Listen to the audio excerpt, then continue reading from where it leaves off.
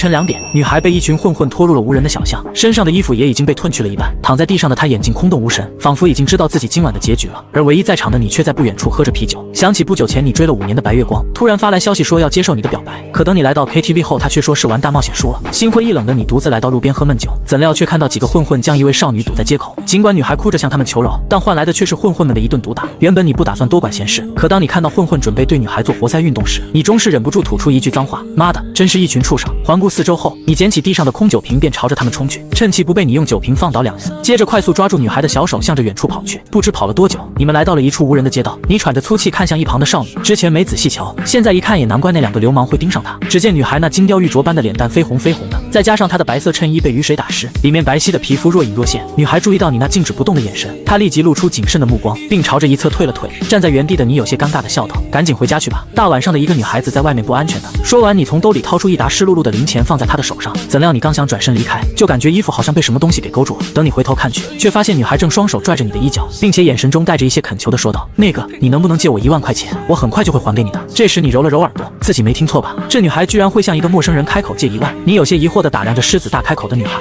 她该不会是离家出走了吧？不然谁家养的这么白净的女儿，大晚上会独自出现在江边呢？你有些试探地问道：和父母吵架了吗？如果是的话，大不了跟父母撒娇道个歉就好了。闻言，女孩没有回答，只是脸上露出了一抹难堪的神色，随后缓缓低下脑袋说道：我不回去，我才不想嫁给一个我从未见过的人。这句话的信息量有些巨大，让你一时间有些分不清真假。不过看女孩那清澈见底的眼神，似乎说的不像是刻意编造的谎话。那你打算怎么办呢？我兜里也没有多少钱可以帮你找个住处了。只见女孩一脸愁容，似乎在思考些什么，随后她缓缓开口道：我可以暂时住在你那里吗？不会白住，我会付你房租的。闻言，你想都没想便拒绝了。目前你住的公寓只有1张床，更何况收留这么一个长相极品的妹子，可不敢保证自己不会动一点歪心思。随后你扔下一句自己想办法吧，便转身离开了这里，直到你的身影彻底消失在街道。女孩的眼眸中这才陷入了死寂。想想也是，她和对方又不认识，凭什么要求她相信自己呢？无处可去的女孩只能蜷缩在一家关门店铺前，雨夜夹杂的寒风吹得她瑟瑟发抖。这时一个熟悉的身影出现在她面前，只见你脸色有些没好气的说道：我家只有1张床了，你打地铺我睡床。不行，地板太硬了。那再见，我走了。好，我睡地板。就这样你把女孩带回了家。你也不知道怎么想的，明明自己的生活已经很糟糕了，但看到对方无助的蹲在路边，又感到于心不忍。在路上你得知了女孩的名字叫夏雨优，家里是做生意的，并且今天还是她的18岁生日。原本是一个令她开心的日子，却被她父亲要求与一个大她20岁的油腻男人订婚。不甘心的她这才趁着雨夜偷跑出来。闻言，你不自觉地摸了摸下巴，思考着，难道是家族联姻吗？据说很多做生意的家族都会利用子女联姻，从而达成互利共赢的局面。这么一想，她的父亲用畜生2字形容都不为过。回到家中，站在原地的夏雨优身体止不住的颤抖，同时她还忍不住打了几个喷嚏，似乎已经有了要感冒的征兆。这时你秉承着女士优先的原则，催促着夏雨优先去洗个热水澡。简单交代了几句后，你便走进了卧室。来到浴室的夏雨优有些微微发愣，她不敢相信这么小的地方居然会是浴室，自己家的卫生间甚至比她的整个房间都要大。此时你来到客厅为夏雨优铺好床铺，而卧室中的大床席梦思当然是留给自己的。10几分钟后，夏雨优裹着浴巾从门口探出脑袋：那个江河，你家里有吹风机吗？我的衣服湿了。闻言你有些无语，吹风机当然有，只不过等你把衣服吹干，黄花菜都凉了。回过神来的你从柜子里拿出2件衣服，至于女生穿的内裤，那你可就爱莫能助了。来到夏雨优面前后，你将一条干净的毛巾以及衣服递了过去，同时还不忘叮嘱她，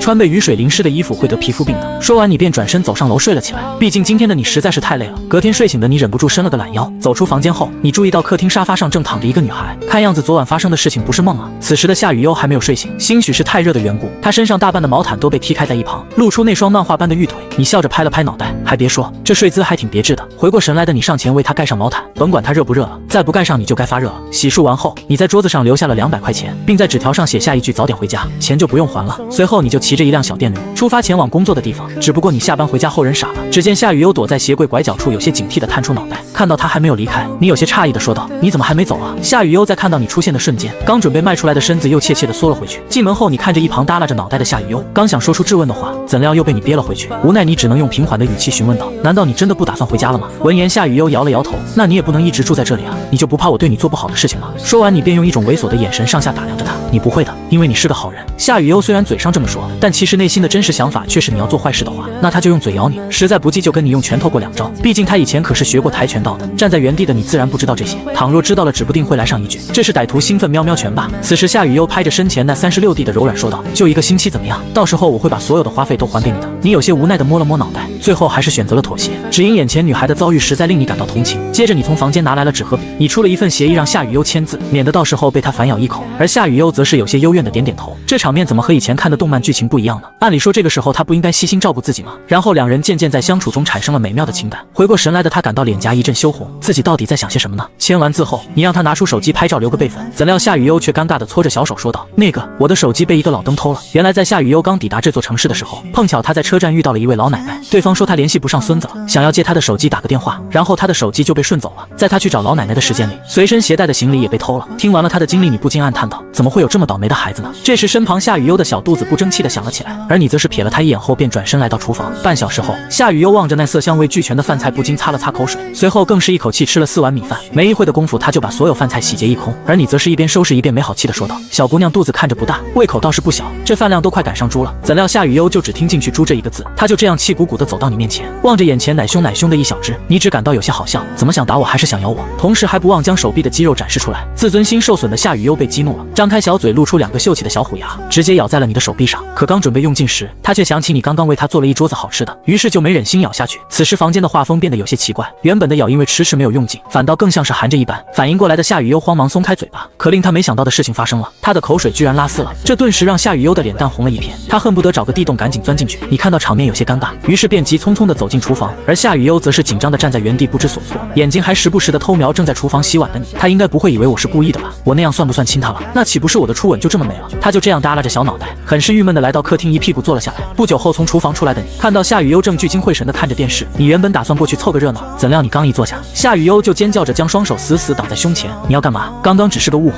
我们是绝对不可能的。他此时的内心紧张的小鹿乱撞，身上的卫衣也因此向上提了不少，大腿露出一片洁白，接着又赶紧用卫衣盖上。而你则是一脸无语地看着对方，心想现在的00后脑子里都在想什么呢？算了，你在家里待着吧，我出去修个手机。听到你要出去，夏雨悠激动的一下子从沙发上跳起来，我也要去，顺便去买点好吃的。闻言你有些疑惑，没钱你买个蛋啊，你不是有钱吗？算我借你的。听到他这么说，你没有选择继续争辩，因为自从你打算决定帮助他时，就从来没想过能回本这事。可以是可以，但是你就打算这么出去吗？我没猜错，你下半身应该是空档状态吧？注意到你投来的目光，夏雨悠那 Q 弹的小脸瞬间变得通红，下意识地夹紧了双腿。那你先出去，我换衣服。你则是没好气地指着阳台上晾晒的湿衣服，你要是打算只在外面穿一件会容易感染的，那你说要怎么办吗？夏雨悠有些不好意思地抿了抿嘴唇，不一会他就见你从卧室里走了出来，并且手里还拿着一条4角胖刺。先穿我的吧，全新的包装都没拆开呢。还没等你说完，夏雨悠便连忙摆了摆手拒绝，穿你的衣服就已经是他的底线了，像那种私密的东西怎么也能穿呢？闻言你则是没好气地说道，你若是不想出去，又或者说想要真空上阵的话，就当我没说。听到你这么说，夏雨悠都快要炸毛了，这个江河真是太讨厌了，明明言语之中都是照顾他的意思，但从他嘴里说出的话却每次都这么气人。不久后，你跟夏雨悠来到附近的一条街，随便选了一家手机维修店走了进去。原本你只打算修一下手机主板，但看到手机正好在打折，于是你当即决定换一台新的。怎料身旁的夏雨悠也想要买一台，毕竟只要有了手机就有钱了。听到他这么说，你果断拒绝，自己花3000买一台手机都心疼的要命。夏雨悠和自己非亲非故想都别想，江河哥哥，人家求求你了，你就给我买一台吗？见商量不成，夏雨悠瞪着他那水汪汪的大眼睛冲你撒娇。这时店内走进一名身穿名牌衣服的中年大叔，他看到夏雨悠正在对你撒娇，二话没说从兜里掏出30张红色钞票放在柜台上，帮我选一台送给这位漂亮小美女。看到那个大叔正有些猥琐地盯着夏雨悠，同时还拨弄着手腕上的劳力士看向你，这行动仿佛在向你宣誓，没钱的屌丝也配得上这么漂亮的女孩吗？这时你干脆心一横，对着店员大喊一声，再给我拿一台过来。就这样，你跟夏雨悠走出了手机店，只不过你的眼角多了一行泪水，心想以后再也不装逼了，3000多的手机心疼死我了。拿到手机的夏雨悠迫不及待地下载了各种软件，自信满满地对你说道，待会我就还你钱。随后夏雨悠接连查了好几个软件，发现余额居然全部变成了0，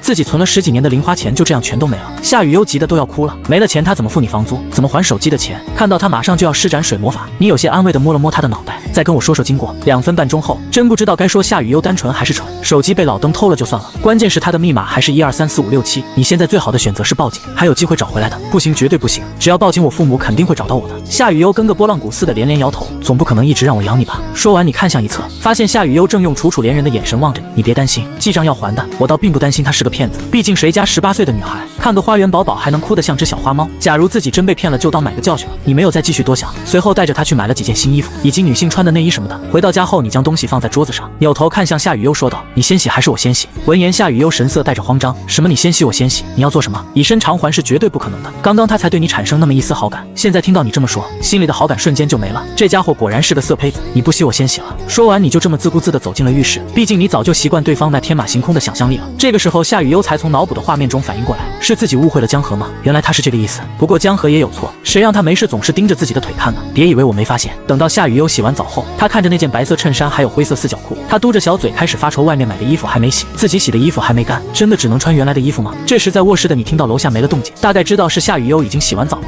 于是你对着楼下喊了一句：换洗的衣服我给你放在门口了，伸个手就能拿到。这时夏雨优将浴室门打开一道缝隙，只见外面的小凳子上放着粉色卡通内裤、内衣和白色过膝袜，似乎是为了夏雨优安心。你再次对着楼下喊了一句：洗衣机有烘干功能，内裤是单独用吹风机吹干的。闻言夏雨优脸颊感到一阵火辣辣的，也就是说你不仅碰过他的胖子，说不定趁他洗澡的时候还偷偷观摩了许久。一想到这，他的脑海中就自动描绘出你拿着他的胖次猥琐大笑的画面，内心挣扎了许久。夏雨优还是伸手将衣服拿了进去，他实在是不想再穿这么难看的黑色四角胖子。此时你躺在床上，拿起新买的手机，打开绿色气泡软件，只见一条一条的信息流水般弹了出来，最为显眼的当属上面的置顶，是你的白月光江晚发来的。江河，你什么意思？我同事前几天去你的奶茶店喝奶茶，你居然让他们给钱，你知不知道这样让我很没面子的？呵呵，你有些忍不住自我嘲笑了起来，亏自己追求了他5年，现在居然会为了这种破事找过来，真是可笑至极。随后你将他删除拉黑一条龙服，怎料你刚放下手机，就看到夏雨优奶凶的站在你面前。江河，你为什么要把洗衣液放在那么高的地方呀？在你跟着他来到卫生间后，这才发现自己洗完衣服后，顺便将洗衣液放在了柜子上，只不过柜子的高度要比夏雨优高出很多，而站在原地蹦跶的夏雨优死活就是碰不到。看到这滑稽的一幕，你忍不住笑了起来。这个世界上怎么会有这么蠢萌的女孩子？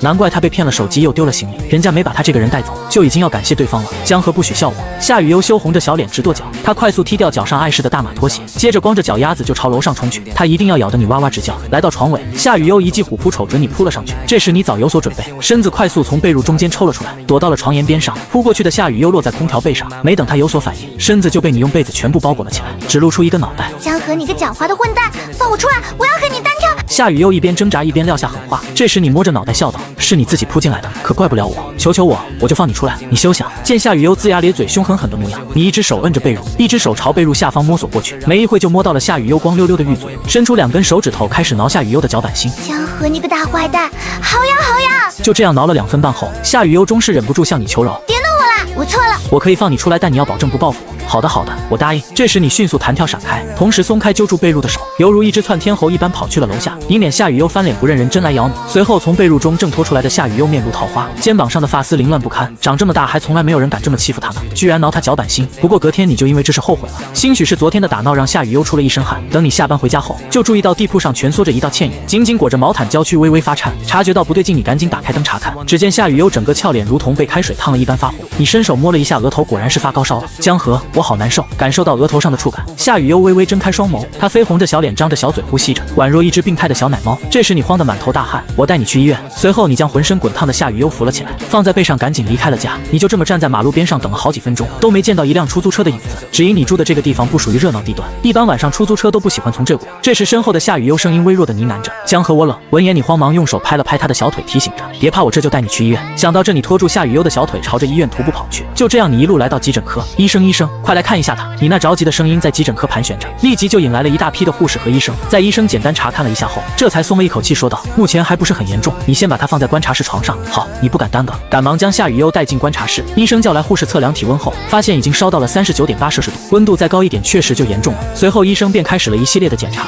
这么一折腾，时间已经到了凌晨。病房内，夏雨优缩着脖子躺在白色被褥中，脑袋昏昏沉沉的，他都快不记得自己是怎么来医院的，只记得在路上你一直在和他说话，让他不要睡觉。此时一名小护士走了进来，手里还拿着一瓶药水，他一边收拾一边笑着问道：你男朋友呢？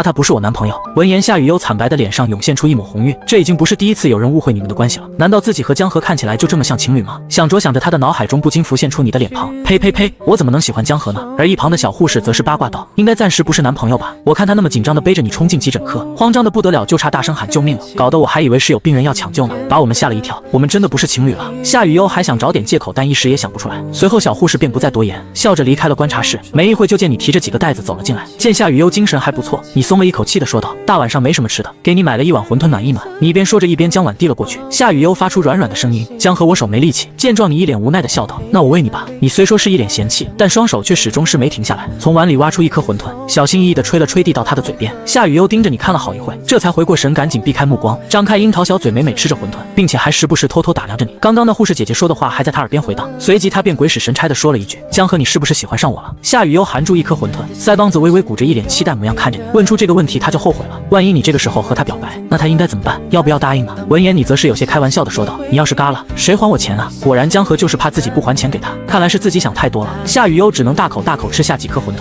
来发泄心中的不满。等所有药水全部打完，已经是凌晨2点半了。护士小姐姐来到病房准备拔针，这时夏雨悠将手从被褥里面伸出来，看到夏雨悠的手上贴着几贴暖宝宝，护士小姐姐还不忘用眼神暗示了一下她，真羡慕这女孩子长得这么漂亮，还有一个这么帅气又体贴的男朋友。而身旁的你因为工作一天的缘故，加上又带夏雨悠来医院，早就累得趴在她的腿上睡着了。等睁开眼时，就看见夏雨悠慌忙调转了一个方向，单手托着下颌，用水汪汪的大眼睛看着你。此刻你看了看那早已见底的药水，并有些尴尬的说道：“打完了，好些了吗？咱们准备回家吧。”听到你这么说，夏雨悠眼神躲闪道：“那个，我还是有些没力气，算了，还是我背你吧。”于是你蹲下身子，将后背靠向他，而夏雨悠望着你那宽敞的后背，一时间竟有些不知所措。犹豫片刻后，他还是伸出纤细的小手，轻轻搭在你的肩膀上，抓稳了，感受到背后的余温。你拖着夏雨悠那2只光溜溜的小腿，将其稳稳放在背上，小腿的触感令后背上夏雨悠脸颊微微发红，心跳不由加速。回到家中后，你将背上的夏雨悠轻柔地放在沙发坐下，见她虚弱的模样，你将目光落在地铺上，思索片刻道：“今晚你睡我床吧。”夏雨悠闻声娇躯微微抖了一下，小脑袋像个拨浪鼓一样直摇头：“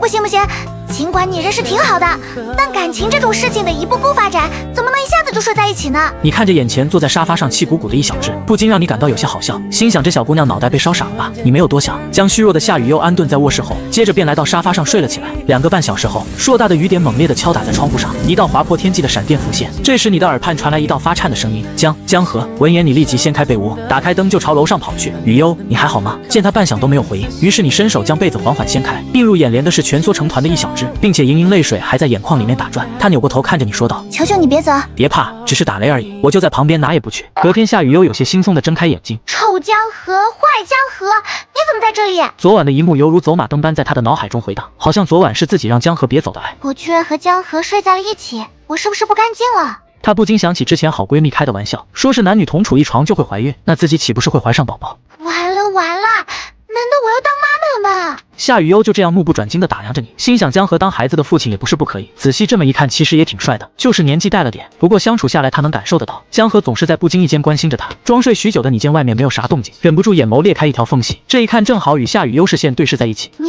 在装睡？这让他酝酿许久的好感度一下子清了零。接着他挣脱出你的怀抱，烧起一旁的枕头就丢了过去。被发现的你尴尬一笑，远离了这只正在发怒的小老虎。雨悠小美女，看在我照顾你一晚上的份上，咱们当做什么事都没发生如何？这句话他听过类似的，比如我们只是玩玩而已，就当没发生过什么。渣男，渣男，什么渣男不渣男？知道你喜欢我，想和我在一起就直说嘛。虽然你有点蠢，还有点憨憨的。闻言，夏雨又攥紧了小拳头，他真的生气了，地球都能打穿的那种。见情况不对，你转身撒腿开溜。来到客厅后，你有些没好气的指着他，不用这么小心眼吧？夏雨又被你这么一凶，眼中带着泪水，有些委屈的说道：“那我们的孩子怎么办呀？”听到他这么说，你木讷的瞪大双眼，什么孩子？随即你下意识的低头看了一眼裤衩，昨晚自己啥也没干啊。2分半钟后，你终是反应过来，这小憨憨不会以为睡在一起就会怀宝宝吧？你无奈的解释道：“只是睡在一起是不会怀宝宝的，得先那样再那样，才会有一定概率怀上的。”闻言，夏雨又双眸牢牢盯着你，是什么意思？你有些不好意思的挠挠头笑道：“甭管了，你早晚会怀上的，实在不行我帮你也不是不可以。”江河你个混蛋！随即他就对着你来了一套歹徒兴奋喵喵拳。不久后，你因奶茶店需要打理准备出门，怎料夏雨悠也想提出去你的店里瞧一瞧。看到他那恳求的眼神，心想反正店是自己开的，那就带他去吧。就这样，你们骑着小电驴出了门，在路上你微微撇嘴一笑，只见小电驴忽然提速，于是丝毫没有准备的夏雨悠紧紧贴在了你的身上。江河，你是不是故意的？没想到你又一个急加速，他的娇躯又贴了上去。这时你转头笑道：“前一下确实不是故意的，不过这下是了。”听到你那贱嗖嗖的笑声，他也丝毫不惯着，反手就在你腰上的赘肉掐了一下，痛快放手！你们2人嬉闹的模样与笑声，惹来路上不少行人的关注，尤其是他们注意到后排女孩的长相，更是令不少豪车内的有志男人咬牙切齿。而另一边的江晚刚走出公司门口，他还是忍不住看向星河奶茶店，也不知道江河在不在。想起上次你因奶茶的事情把他拉黑，这可让他心里憋了一肚子气。接着他便朝着路对面走了过去，怎料他刚来到门口，就看到不远处一辆熟悉的小电驴驶来，还没等他装出一副高冷姿态，就见到身后有一道倩影正搂着你的腰，像是一对亲密无间的小情侣。这给江晚气得在原地直跺脚，他究竟是谁？你停好小电驴便径直走进了店铺内，而夏雨悠则是坐在后座摇晃着双腿。没一会，他的目光就和不远处的江晚汇集到一起，并且对方的眼神中明显带着些敌意。难道是因为江河吗？被对方总这么盯着，夏雨悠只感觉浑身不自在。正当他准备避一避时，只见奶茶店内走出一道倩影：“你就是雨悠吧？之前经常听老板提起过你，我叫舒瑶。”舒瑶姐姐你好，那个江河带我过来的。见夏雨悠小鹿乱撞的模样，舒瑶会心一笑道：“我懂，我懂。”舒瑶姐姐你误会了，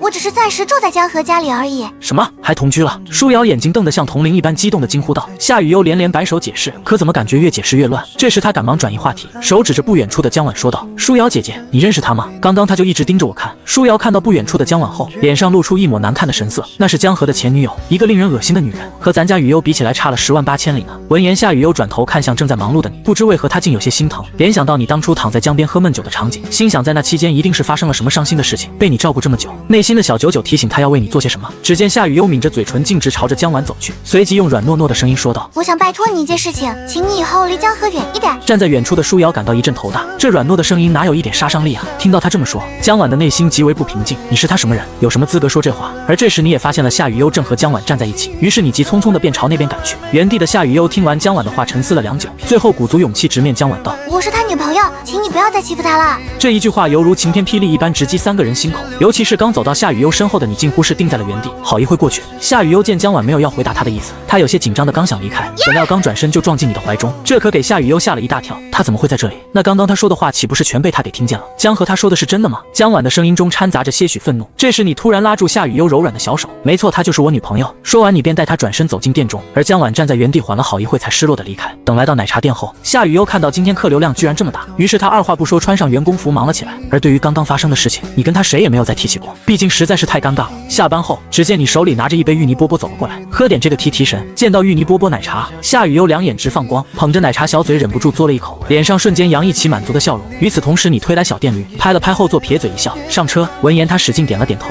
总算可以回家睡觉了。呸呸，什么回家呀？是回去睡觉。到了楼下后，你正准备叫夏雨悠下车，这时你发现靠在背后的他不知何时已经睡着了，并且他的嘴还轻轻弯起，似乎是梦见了什么。曾几何时，你也曾幻想过喜欢的女孩能够依靠在肩膀上，却没想那人竟会是才认识不到几天的夏雨悠。回过神来，你先是小心翼翼将车停放好，为了不吵到他，你只好以公主抱的形式将他抱回卧室，随后你便来到沙发上睡了过去。而卧室中的夏雨悠突然睁开眼睛，侧过半边身子朝楼下眯着眼睛望去，并且嘴角带着浅浅的微笑。本以为你会趁他刚才睡着占便宜，没想到还挺绅士的，毕竟被人抱着的感觉还挺舒服，所以他干脆就直接装睡到底了。隔天清晨，夏雨悠从浴室里面出来，见你还在睡觉，于是抱着一团打湿的衣服，轻手轻脚的朝着阳台走去。可他伸手拿晾衣架时，却不小心掉在地上，造成的响声将你吵醒。达咩，不可以！他见你就要睁开眼睛，一把将抱着的衣服丢向你的脑袋，抓起新衣服就往厕所跑。回过神来的你注意到手里抓着什么，一条粉色的卡通胖子。什么情况？这时你腰部发力一使劲坐了起来，而夏雨悠则是快速换好衣服走了出来。只不过他一出门就看见你正拎着他的贴身胖子，一脸猥琐的观摩着。你个变态，赶紧还给我！闻言，你想都没想，便将手中的胖子急忙揉搓成一个球，朝他所在位置丢了过去。而这一幕幕都被夏雨悠尽收眼中，导致他吃早饭的时候依旧气呼呼的。这时你来到他面前，有些不好意思的说道：“别生气了，赶紧去收拾一下，等会带你出去玩的。今天是你们奶茶店团建的日子，总不能把这个憨憨一个人丢在家吧？”吃完早饭后，你带着员工还有小跟班来到了山顶团建。随后你们几人围着营地开始打牌。不一会，夏雨悠脸上就被纸条贴得满满当当。正当你大声嘲笑他的时候，电话铃声响起，接通后是一道你这辈子都忘不了的声音：“我是江婉，有空见一面吗？想和你聊聊。”这短短的一句话让你脸色非常难看，与你无瓜。说完你便挂断了电话，更是加入了黑名单。而电话那头的江婉脸上却多了一抹失落，记得你从未如此对待过他，以前无论发生了什么，你都会笑盈盈来向他道歉。这时夏雨悠见你脸色不太好，便有些关心的询问你发生什么事情了，而你则是摆了摆手，表示只是一个骚扰电话。夜晚你躺在垫子上久久无法入睡，接着你听到帐篷的拉链被打开，从外面探进来一个小脑袋瓜。你一个人怕不怕呀？闻言你笑着摇了摇头说道：“我不怕。”那你冷不冷？而你则是忍着笑意坏坏的摇了摇头：“不冷。”那你……他实在是编不出来什么理由了，站在原地都要急哭了，好像是有点冷哦。你搓了搓手臂，一本正经的胡说八道着：“真的吗？”听到你这么说，夏雨悠乐呵呵的钻了进来。夜深人静后，你们急促的呼吸声显得格外明显，而此时夏雨悠的小脸通红的，心想江河不会兽性大发对他做什么吧？这时你忽然开口道：“你裙子里面放了什么？怎么这么膈应？”还没等夏雨悠说话，你就已经将他口袋的东西掏了出来，打开手机，灯光照了一下，极致超薄，冰点快感，醒目的8个大字清晰的呈现在你们面前。见状，夏雨悠瞳孔地震，一把夺过你手中的东西：“你别说话，我不听，我不听。”这时帐篷外传来少儿不宜的声音，你和夏雨悠同时看向对方。夏雨悠一愣，尴尬地说：“佳怡姐姐和一鸣哥哥怎么还没睡呢？”可你嫌事情还不够大，指了指他口袋，坏坏地说道：“人家正在使用你兜里的东西呢。”夏雨悠顿时明白了什么，脸蛋刷一下红了起来。然而你并没有打算放过他，小笨蛋，那我们要不要呢？不要，我把你当朋友。你却想和我生孩子。而你却是没有再多说什么，只是给了夏雨悠一个不可会意的眼神，这可给他整个一晚上都胆战心惊的。隔天回到家后，夏雨悠还是在为昨晚的事情感到生气。江河，我发现一个问题，为什么你在外面一副成熟稳重的模样，一回家就只知道气我？你要是再欺负我，我一定让你好看。这时你看着他那奶凶的模样，不禁笑了笑道：怎么你要用佳怡姐姐给你的武器对付我吗？这时你已经开始高速飙车了，反观这憨憨还坐在摇摇车上晃悠着呢。半晌后，夏雨悠感到脸颊一热，娇喝道：谁要用武器对付你了？不用的话，万一有孩子了怎么办？江河，我不理你了。夏雨悠就这么气鼓鼓地跑上楼去。这时你的手机传来细微的震动声，仔细一看，竟然是老妈打来的电话。接通后，只听一道清脆悦耳的声音传来：儿子，我今天跟你爸在你家附近出差，在你家住一晚方便吗？这话让你顿时慌了。他们一来，夏雨悠不就暴露了？难不成让他装自己的女朋友吗？心想肯定也不行啊，爸妈是生意人，眼睛毒辣得很，就夏雨悠的演技根本瞒不住。这时你的大脑飞速旋转，随即开口道：老妈，到时候我给你们订个酒店吧，我最近腰不好，睡地板也不舒服，所以房间就不能让给你们了。听你这么说，老妈也没再强求。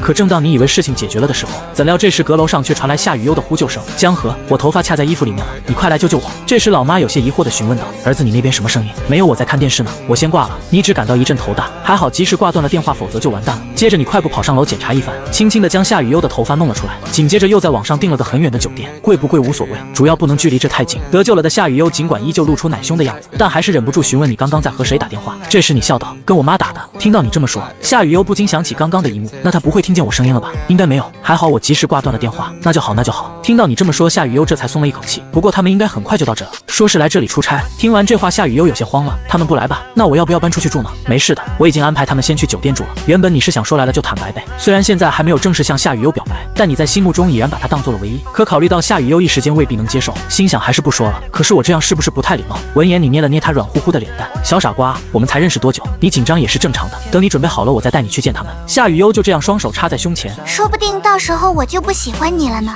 听完这话，你嘴角露出一抹笑，也就是说你现在很喜欢我了？没有，我才没有说。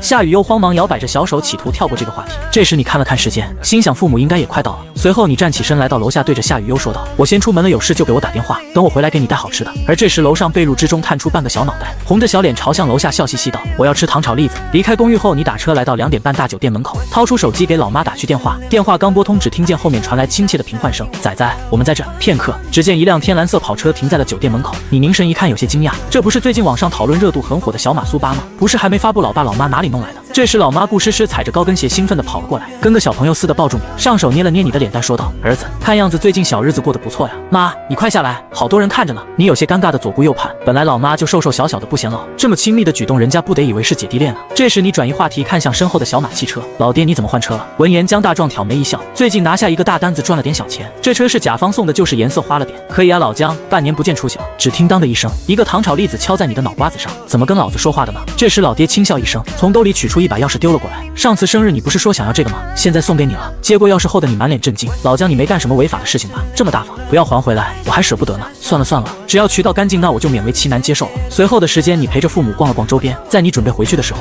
只见老妈从包里取出一个精致的檀木小盒子，将其交到你的手上，并嘱咐到要是遇见合适的人就送给他。闻言你顿了顿，这东西你以前找老妈要了好几回，但却一直没弄到手，没想到老妈这次居然会主动给出来。接过小盒子后，你与父母告别，路上你用余光瞟了一眼小盒子，看来老妈还是发现了端倪。不过她能将传家宝拿出来是令你没想到的。路过商业街时，你将车停靠在路边，冒着被抄牌的风险下车去买了一份糖炒栗子。等你回到家时已经很晚了，在你掏出钥匙转动时，房门却自己打开了。只见房间内的夏雨悠光着脚丫子出现在门口，身穿一身草莓熊吊带睡衣，并且粉嘟嘟的脸颊上挂着笑容。你回来了。这一刻，你只感觉世界上最美的风景也不过如此。给你带了好吃的。说完，你将手里还热乎的袋子递了过去。正当夏雨悠接过袋子的刹那，你直接朝前迈了一步，将它抱起来架在腰上，一直到懒人沙发上才将它放下。不穿鞋感冒了，我可不管你。哼，不管就不管。夏雨悠脑袋甩得老高，你则是蹲下身子拍了拍他脚掌上的灰尘，接着从兜里取出檀木小盒子放在一旁。夏雨悠刚想拿起筷子准备开动，怎料目光却被那个精美的盒子吸引。他有些好奇打开一看，发现里面竟有一只玉镯子。他有些疑惑地向你询问：江河，这是谁给的呀？一个长辈给的，你要是喜欢就送给你了。本来他也不是给我的。真的吗？真的可以送给我吗？我还能骗你不成？不说了，我去忙了。夏雨悠盯着手里的镯子看了许久，他诧异地朝着你问道：阿姨干嘛送你这么好看的镯子？这明显是女孩子戴的呀。坐在电脑前的你听到他这么说，嘴角不禁微微上扬。这是我们家的传家宝，我妈让我送给她儿媳妇，你既然喜欢就拿着吧。半晌他终于反应了过来，江河你怎么不早说？你就是故意的，简直太狡猾了，明知道我对这种亮闪闪的东西没有抵抗力。夏雨悠嘴上虽然这么说着，可看着手腕上的手镯，心里却是暖暖的。这可是江河河家里面的传家宝啊，可见其重要性。就在他还在想着怎么回礼的时候，怎料这时却看到你正盯着电脑看得出神。夏雨悠就这么悄悄走到你的身后，江河，你在看什么呢？只见你的电脑界面上打开了许多官方网页，上面在一夜之间出现很多有关星河奶茶店的谣言。他观察一会，后面露难色，这些博主不是睁眼说瞎话吗？说牛奶用的过期的，草莓用的发霉的。这时你发现最初开始造谣的，竟然是一个坐拥8万粉丝的美妆博主。不过你越仔细看越觉得眼熟，过了好久你这才反应过来，这不是江婉曾经的一个闺蜜吗？反应过来的你强忍着怒火，同时脸上还露出一个意味深长的笑，将所有造谣的视频全都拷进 U 盘中，并在工作群中宣布暂时放假3天，等解决完这个事情再开业。看到身旁比自己还着急的夏雨悠，你微笑道：怎么这么担心我？闻言夏雨悠顿时脸颊一热，谁担心你了？我是怕你没钱发工资。真的吗？那你脸红什么？夏雨悠用小手连忙扇了扇风说道：我这是太热了。可随着你的视线向下挪动，在夏雨悠身前停顿了片刻，这家伙又在秀真空。听到你这么说，他害羞的用双手捂住胸口，大声娇喝一声：不许看，我这是白天太热了，就想着让他们晚上透透气好吧。看着眼前这个憨憨，你只感到一阵好笑。隔天江晚看着一直都没看门的奶茶店，她感到有些诧异，因为除了过年还从未见你关过门。于是她拿出手机给好闺蜜柳倩发去消息：你让那些博主把视频都删了吧，上次我只是在你面前发个牢骚，你别再去做这种事了。而传媒公司其中一单间内，柳倩正在翻看关于星河奶茶店的评论，一大半都是在辱骂，要不了多久奶茶店就得彻底倒闭。至于江晚的劝告，她才没那么在意。晚上有些郁闷的你找来几个朋友喝酒，回到家的时候已经是凌晨了。好朋友张小白就这么搀扶着你来到门口，从你兜里掏出钥匙打开房门。听到开门声，蜷缩在沙发上睡觉的夏雨悠立即睁开了眼睛，穿上拖鞋就往门口跑来。两人目光一对视，张小白被忽然冒出的夏雨悠吓了一跳，心想江河还真是藏得够深得，都和妹子同居了。这时夏雨悠开口道：江河他怎么了？看到地上不省人事的你，他不禁皱了皱眉，快步上前，语气显得十分急切。反应过来的张小白冲着他咧嘴笑了笑道：抱歉啊嫂子，江哥一不小心就喝多了。很显然张小白误会了你们之间的关系，而夏雨悠也习以为常，懒得解释。他打开灯示意地铺位置道：你能把他扶到床上来吗？这没问题嫂子。张小白点了点头。完事后他喘口气拍了拍手：嫂子那我先走了。好的好的。对方那一声声的嫂子叫的夏雨悠都不好意思了。他望着地铺上满身酒味的你，站在一旁紧张的攥着粉拳直发愁，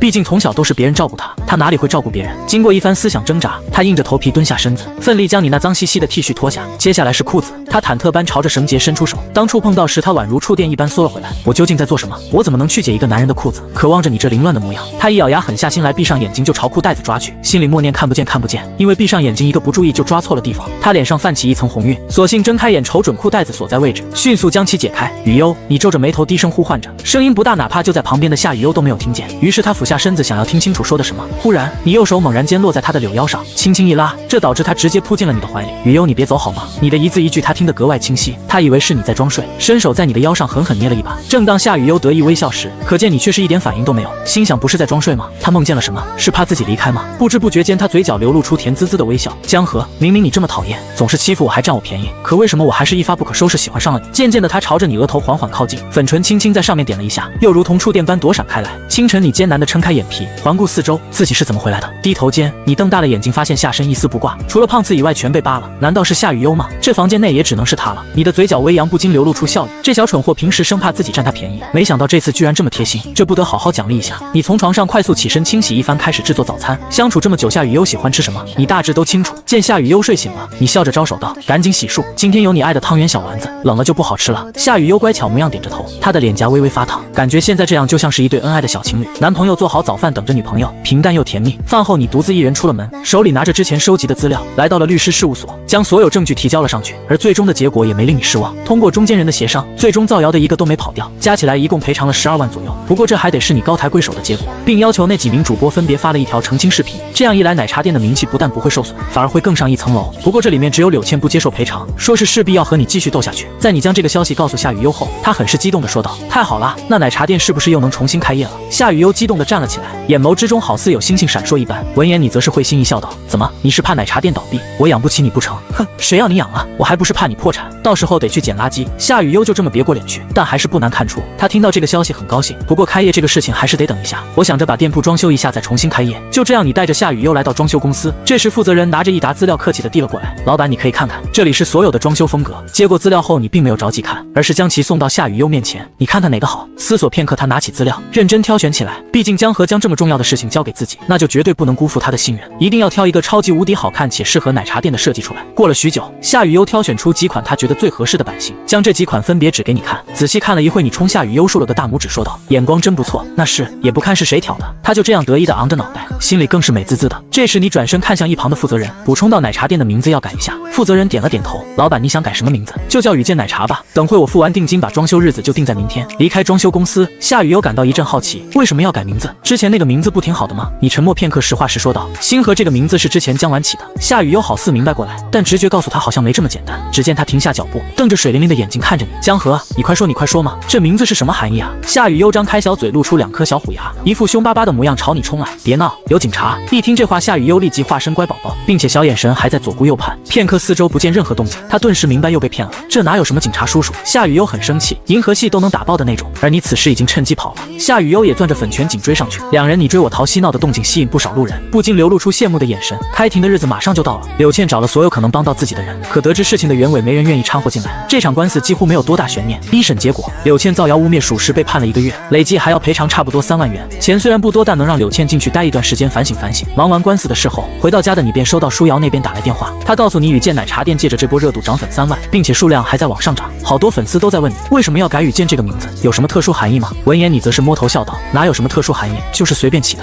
虽然你嘴上这么说着，脑海却不禁浮现出一幅画面，那是在江边的一个夜晚，并且天空上还隐隐下着小雨。时间一晃便来到开业当天，你的朋友们都陆陆续续赶来祝贺。怎料这时一位意想不到的人出现了，只见他一袭露肩黑色连衣裙，脸上画着精致的妆容，在身后跟着4名手拿大号花篮的工作人员。江婉招呼着他们将花篮放在奶茶店最前方的位置，随后径直走到你的面前，轻声说道：以前许多事情是我做的不够好，在这里我向你道歉，祝贺你生意兴隆，财源广进。而此时人群的身后，望着这一幕，夏雨悠双手紧紧攥在一起。他其实应该祝福江河的，他追求了江婉这么多年，如今江婉愿意做出改变，也算是有情人终成眷属。可为什么他一点也开心不起来？这时舒瑶默默来到夏雨悠身边，将手轻轻搭在他手背上，似乎是看出来点什么。不远处的你沉默了片刻，开口道：雨悠，把我的大红包拿来。好的。踌躇间，夏雨悠走了上去，停在你的身边，从包包里面拿出一个大红包递了上去，你则是当着众人的面弹了他一个脑瓜崩，宠溺的笑了笑，给我干嘛？给江婉姐姐。闻言，夏雨悠反应过来，双手将红包递到了江婉面前。远处的舒瑶心里已然乐开了花，不愧是老板啊，这招太狠了。望着身前递来的红包，江婉早已没了笑容，尽管她极力在克制，但脸色依旧止不住的难看。犹豫间，她接过夏雨悠递过来的红包，挤出一抹笑容道：谢谢，没事，待会我可能会有点忙，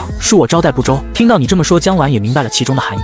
那你忙，我先走了。身后的舒瑶笑眯眯走到夏雨悠身边，不忘对着你的胸口捶了一拳，随后拉着夏雨悠的手走进雨见奶茶店内。见他还闷闷不乐的模样，舒瑶附在他耳畔道：傻妮子还伤心什么？老板的意思你还不明白吗？夏雨悠满脸疑惑，什么意思呀？舒瑶无奈拍了一下脑袋，小声分析道：第一老板让你拿着红包，第二老板让你把红包给江婉，还不明白吗？见夏雨悠这都还没理解，舒瑶深深叹了口气，不禁替他担心起来，说不定以后被老板卖了还得替他数钱呢。久久，夏雨悠美眸忽然放大，如梦初醒一般，我明白了。忙了一天后，回到家的夏雨悠瘫躺在沙发上，几分钟后，夏雨悠忽然摊开一双小手道：今天大家都有红包，你没给我，别以为我忘了。闻言，你没好气的说道：欠我的账还没还呢，记账上。怎料夏雨悠依旧不依不饶，不行，一码归一码。舒瑶姐姐说了这寓意着好彩头，好，我这就给你拿。没一会就见你取来2个红包，放在她软乎乎的小手上，这才满意的作罢。接着夏雨悠从她的小包里面取出一串水晶手链，将它递到你的面前，这是我送你的开业礼物，祝你心想事成。你看着这串手链感到很是熟悉，这不是你一直戴着的手链吗？你还是留着吧。记得你遇到夏雨悠的时候，她一穷二白，除了兜里的身份证，就只剩下手腕上这串手串。送出去的礼物哪有收回去的道理？这个是我从小带到大的，要不是我身上没别的东西，才不会送给你。拗不过她的倔强，你这才笑呵呵的收下这个礼物。那我就不客气了，要是你哪天想要了，随时可以找我。接过手链后，你准备先装进兜里，怎料夏雨优美眸上挑娇喝一声：送你的礼物当然是要带着，你是不是嫌弃？当然没有嫌弃，这手链是水晶的，我一个男生戴着算怎么回事？不带还给我。夏雨优气呼呼坐了起来，就要夺回手链，怎料你一手摁住他的脑袋瓜子，转身便往浴室跑去。我去洗澡，洗完了就戴上。听你这么说，夏雨优这才作罢。这时他的手机收到一则提示，消息内容是导员催促他赶紧按时归校，否则会给他开除学籍。夏雨优只能无奈回复了个收到。他抬起头望向浴室的那道身影，美眸之中尽是不舍。在你从浴室走出来后，他这才将刚刚发生的事情告诉你。尽管你嘴上说着让他赶紧离开，可实际心里却很是舍不得。夜里，夏雨优正在房间整理着生活用品，他住的时间不长，东西却是不少。记得你每次嘴上说着记账，可你却从未找他要过1分钱。这时房门打开，只见你推着一个超大号的行李箱走了进来，打开一个个袋子给他介绍道：给你准备了3个盆子，蓝色是洗脚脚的，你最喜欢的粉色是洗脸用的，听说你们女孩子还要一个洗屁股的盆子，你看看还缺点什么？怎料话音刚落，夏雨优突然冲过来扑入你怀中，小脑袋使劲在你怀里蹭来蹭去。此时他内心的想法是马上要离开了，下次再见还不知道要等到什么时候呢，哪怕只相隔1天他也舍不得。夏雨优浅浅抬起头来，眼眶内好似一条小溪在流动。江河，你为什么要对我这么好？你越是对我好，我越是不想离开你。我有时候在想，就这样留在你的身边，和你一起经营雨见，一起生活，一起睡觉。听到他这么说，你则是笑道：小蠢货，鼻涕弄我衣服上了。夏雨优腮帮子气鼓鼓的松开你，扭过头不想搭理。明明是这么悲伤的气氛，你却非要说什么鼻涕弄脏衣服，气呼呼的他就要跑去楼上默默悲伤。怎料你这时忽然伸手搂住她的细腰，同时轻轻抚摸着她的脸颊，笑道：“傻丫头，我答应你，最近我打算在江浙开个分店，等我将开分店的事情处理完，就第一时间去找你好吗？不许骗我，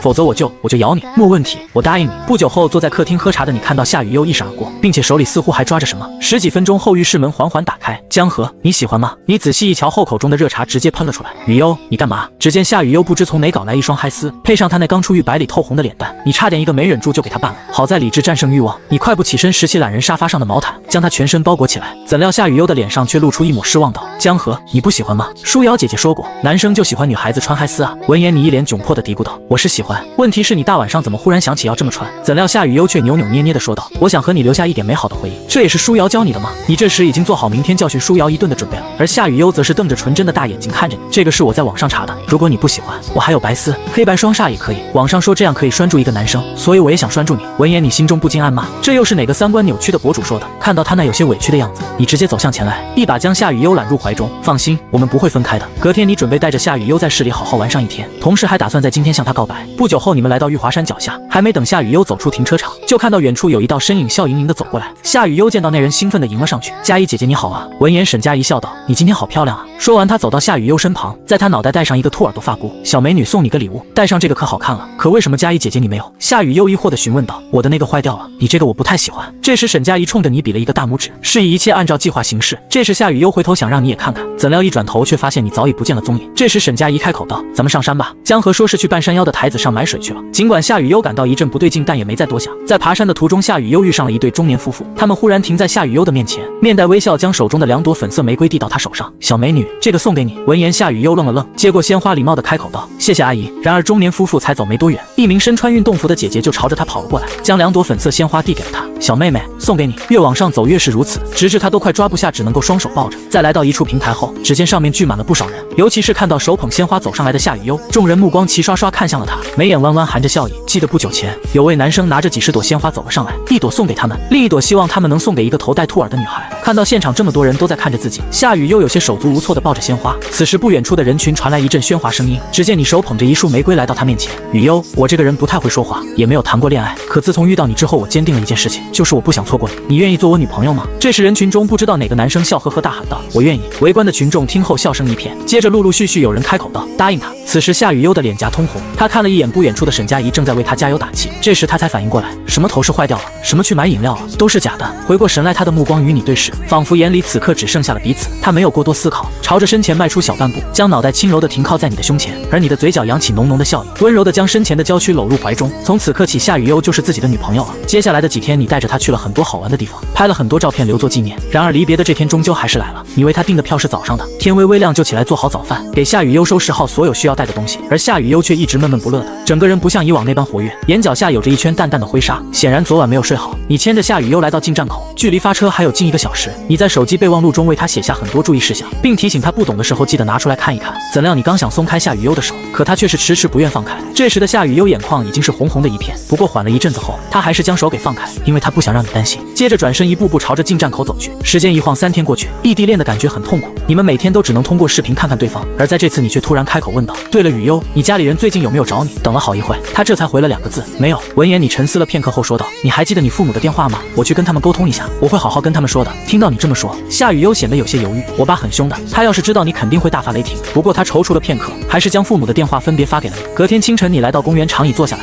犹豫了片刻，你还是拿出手机拨打了夏雨悠父亲的电话。滴滴2声，电话接通。“你好，国父，我是你女儿的朋友，想和你聊聊。”听到你这么说，电话那头的声音变得深沉下来。“你想和我聊些什么？”闻言你停顿了片刻。如果我猜的没错，你应该早就找到雨悠了，为什么你没有把她带走？而那边还是一副风轻云淡的样子。我派人调查过你，你人品不错。雨悠她太孩子气，正好借这个机会让她锻炼锻炼。这时你想起老妈突然送出的传家宝的行为，你有些疑惑地开口道：“你是不是认识我父母？”沉寂良久，那边响起了清脆的掌声和笑意。不愧是江大壮的儿子，可是都这么久了，难道你还听不出我的声音吗？闻言你顿时瞪大了眼睛。夏伯伯，是你。这么一提醒，你瞬间想到了一个人，一个每年都会到你家来拜年的一位伯伯，也没想到他居然会是夏雨悠的父亲。随后你的语气变得尊重起来：“夏伯伯，我能不能拜托你一件事？”怎料你的话音刚落，对方却开口道：“你想让我取消雨悠的娃娃亲吗？不过看在你是江大壮儿子的份上，我可以试着去取消一下婚姻，但是你需要向我证明自己有能力照顾好我的女儿。”“没问题的，夏伯伯，我会向你证明的。”夏天南就这么爽快地答应了下来。挂断电话后，长椅上你坐在原地，久久无法平静，毕竟这实在是太戏剧性的一幕了。回到家后，你收到夏雨悠谈来的视频电话，接通后他满心欢喜地告诉你，说是导员在迎新晚会为他安排了一个节目，同时并有些期待地询问道：“江河，还有几天就是晚会了，你什么时候来看我表演啊？”闻言，你笑着回复道：“我一定来。”这时，体育场上有人冲夏雨优招手：“雨优，我们再来练一次。”于是他匆匆和你挂断电话走了下去。排练结束后，夏雨优刚走出体育场的大门，就见一群身穿黑色工装的男生迎面朝他走来。领头的男生叫沐风，因为长相身高的优势深受女生喜欢。“你好，学妹，加你个绿泡泡有什么不懂得，我们可以探讨探讨。”男生单手掏出手机，展现出他的二维码。夏雨优被吓了一跳，他慌张地摆了摆手：“不了，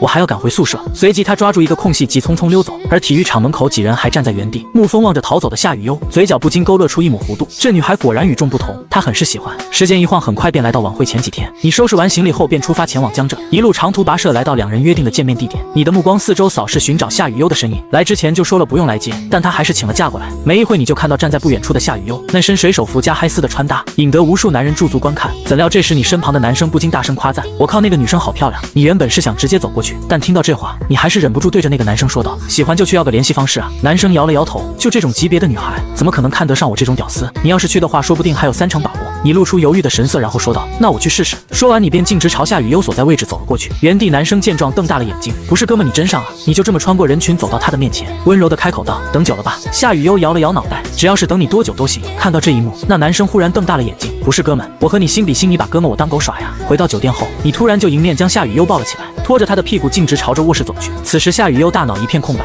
当时请教书瑶姐姐的时候，她就提醒过，一定要小心江河兽性大发，毕竟没有几个男生能把持得住嗨丝 JK。完了，要不要拒绝？拒绝他会不会不开心？在这短短几步路程里，夏雨优疯狂脑补，甚至他连保护措施都准备好了。怎料你却只是将他轻轻放在床上，之后的时间内也没有对他动手动脚。直到现在，夏雨优才认清楚这个事实，你对他是尊重的。不过刚刚他真的超级紧张，但不知为何还有一点小期待。夏雨优掏出手机，将刚刚发生的事情告诉给舒瑶还有沈佳宜，他们得知以后大为震撼，不禁感叹：“你这小子是不是戒过毒？这都能把持得住？”隔天清晨，夏雨优因为彩排问题提前离开，并和你相约在那附近见面。不久后，你来到学校彩排现场，怎料在这里却没有看到夏雨优。接着你掏出手机给他打去电话，久还是没有人接听。一旁夏雨优的同学看到你慌张的样子，急忙询问我要不要通知辅导员。此时距离下课不过才10分钟，现在就通知辅导员有点小题大做了。思考良久后，你沿着夏雨优来时的路线跑了过去，而路上的人见到你那着急的模样，都纷纷避让开来。途径一片小树林的时候，你注意到几个路过的同学探着脑袋看向后山，你有些疑惑的开口询问道：“同学，你们在看什么呢？”闻言，其中一人告诉你：“刚刚我们看到有几个女生带着剪刀走进去了。”莫等他们说完，你就已经冲进了小树林。路上你猛地一个急刹，低头一看是一台掉落的手机，并且外壳还是那个熟悉的草莓熊图案，一眼便能认出这是夏雨优的。而小树林深处杂草地上，夏雨优被一人狠狠推搡倒在地上，同时他的手臂还被树枝划伤，留下一道鲜红色痕迹。你们是谁？我都不认识你们，为什么要这么对我？夏雨优吃痛地摸着手臂，惊慌失措地望着身前4人。刚刚他在去找你的路上，经过这片小树林的时候就被这4人拦下，他想跑，但被对方用剪刀逼迫，便只好跟着走到了这里。在他的印象里面，这4个人他都不认识。为首的金发妹怒气冲冲地指着夏雨优：“为什么？小贱人，别特么在老娘面前装清纯！要不是你去勾当沐风哥哥，他又怎么会把我甩了？”自从上次操场一别后，沐风哥哥就再也没搭理过自己。一旁的夏雨优哪里见过这种阵仗，眼眶内已是一片湿润，他害怕地向后倒退，想爬起来，却发现小腿稍微一动便传来锥心刺骨的痛。你不是喜欢装清纯吗？要是我把你这张脸毁了，你觉得还会有人喜欢你吗？话落，金发妹眼神坚定，犹如毒蛇一般，拿着剪刀步步逼近。而夏雨优强忍着疼痛，惊慌地向后倒退。此刻他脑海只剩下一个人：江河，我好害怕，你在哪里？正当金发妹打算动手的时候，只听远处有道脚步声朝他们迅速靠近，不远处一道身影朝着这里大步飞奔而来。4女闻声朝后看去，还没看清楚来人，抓着剪刀的田慧就已经被你揪住后背，狠狠一扔，甩飞数米之远，砸在灌木丛中。其余3人还想上前帮忙，怎料他们一回头就看到你眼神充斥着愤怒。这时你看了一眼地上的夏雨优，她的面色惨白，双目犹如充血了一般。3名小太妹模样的女生刚想逃跑，只见你大步向前，一手揪住一个，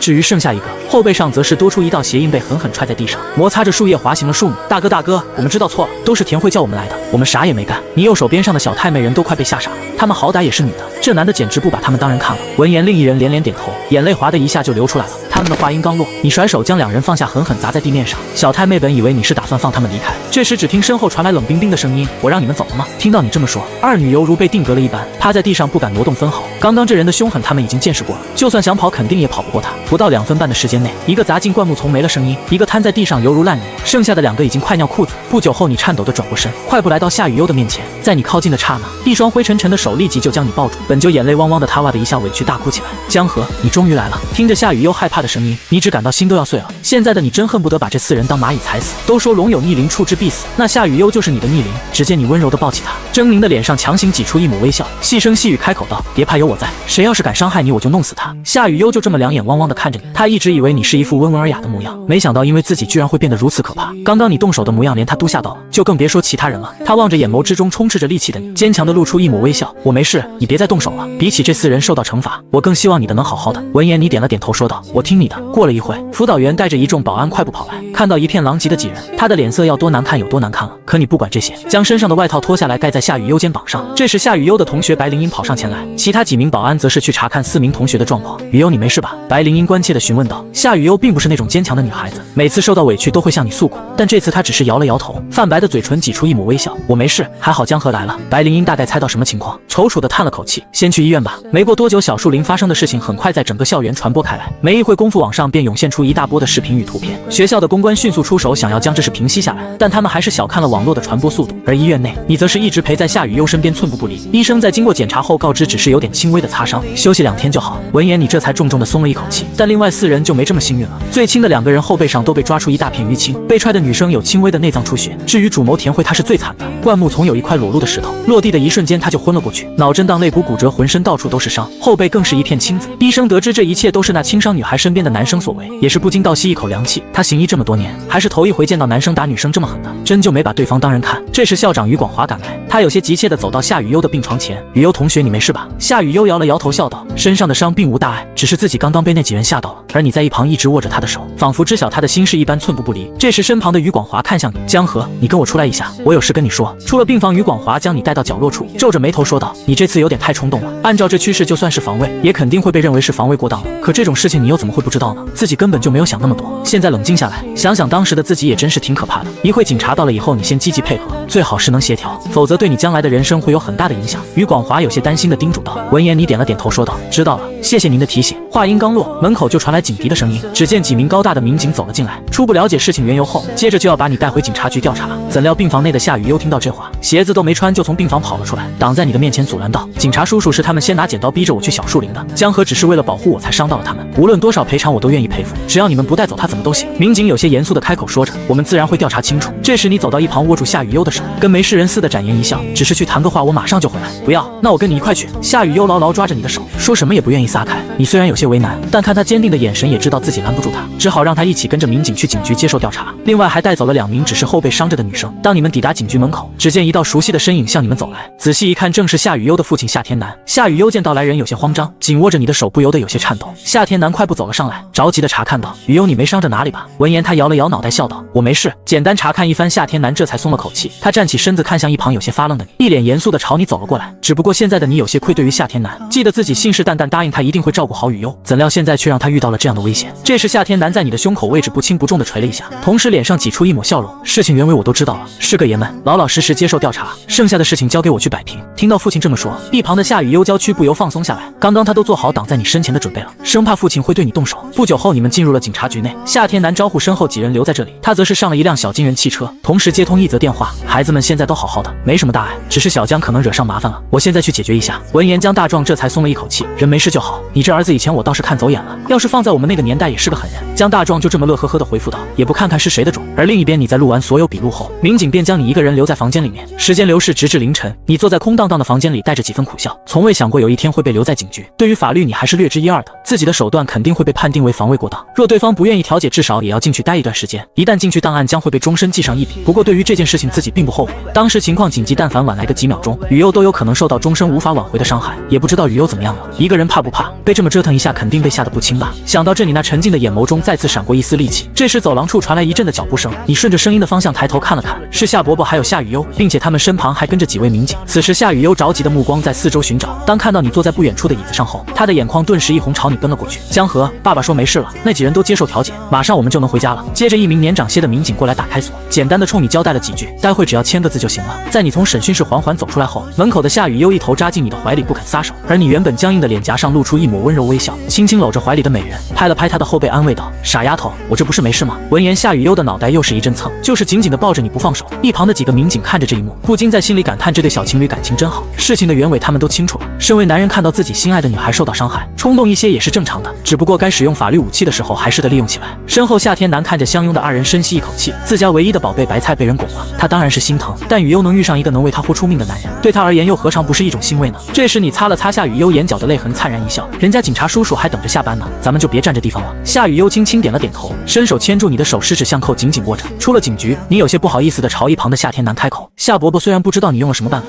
但今天这是麻烦你了。闻言，夏天南白了一眼，皱眉道：你怎么跟你爸一样婆婆妈妈的？你为了我女儿拼命，这点小事我都不能给你摆平，以后还有什么脸面做你的老丈人呢？听到他这么说，夏雨优先是微微一愣，随后用一种惊喜的小眼神盯着对方。爸爸，这么说你认可江河了吗？夏天南无奈开口，真不知道江河这小子给你灌了什么迷魂药，让你对他如此死心塌地。就算我不认可他又有什么用？你舍得离开他吗？闻言，夏雨优俏脸一红，害羞的紧紧挽着你的手臂。不过夏雨优却突然诧异的看向父亲，刚刚听你们两人的对话，怎么感觉像是认识了很久似的？另外，父亲好像还认识江河的父亲，并且他们的关系似乎还不简单。他就这么有些好奇的开口道：你和江河是不是认识？一旁夏天南看着天真的女儿微微笑道：不仅认识，江河这小子出生的时候我就在产房外，记得我还给他换过尿片呢。在你离家出走前我说的那门亲事，是我们老一辈人为你定下的娃娃亲，可你却认为我是让你嫁给一个大你20岁的男人。听到老爸这么一说，夏雨优的脸上不禁露出震惊的神色。夏天南摸着脑袋不禁感叹着，偷偷离家出走跑了上千公里，结果兜兜转转还是原来的人，缘分这东西还真是神奇。这话一出，别说单核处理器的夏雨优了，就连站在一旁的你都是一脸懵，这又是什么意思？夏天南看着你笑了笑，雨优的娃娃亲对象就是你，这怎么可能？你有些难以置信。记得雨优说过，他的联姻对象是顶尖科技公司老总的儿子，而自己的老爹就是个普通的生意人，两者相差10万8千里。这时夏天南叹了一口气，这个问题你还是去问江大壮吧，他自己做的事我才懒得帮他填坑。你紧接跟着追问道：如果你说的这些都是真的，那雨优出现在江边并且被我带走，你全都知情，还是说全都是你设计的？夏天南摇了摇头，这一点我确实得感谢你。雨优行李还有手机被骗后没了定位，我的人便失去了雨优的踪迹，等再次找到他时已经住进了你家，得知是你我才让他们撤离。闻言你傻眼了，一旁的夏雨优已经震惊的说不出话来，刚刚两人的对话他听得一清二楚，也就是说爸爸说的那个跟自己结婚的对象就是江河，他们两人从一开始就有婚约。这时你目光再次回到夏雨优身上，笑盈盈的说道：我会让自己努力变得更好的，争取让你早日嫁给我。